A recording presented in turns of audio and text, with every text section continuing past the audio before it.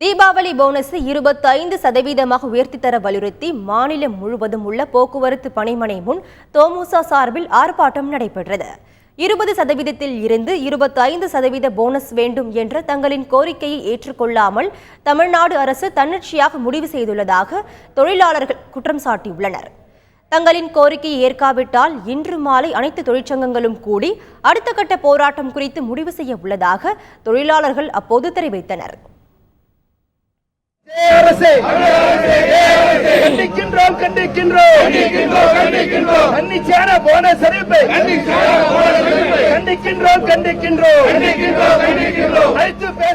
அனைத்து தொழிலாளிகளுக்கும் திருத்தப்பட்டிருக்கிற போனஸிற்கான சம்பள உச்சவரம்பை 7000 என கணக்கிட்டு போனஸ் வழங்க வேண்டும் என வலியுறுத்துகிறோம்.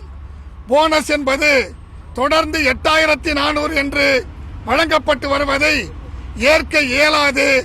ஆகவே தமிழக அரசு உடனடியாக அனைத்து சங்கங்களையும் அழைத்து பேசி சுமூகமான முடிவெடுக்க வேண்டும் என வலியுறுத்துகிறோம்.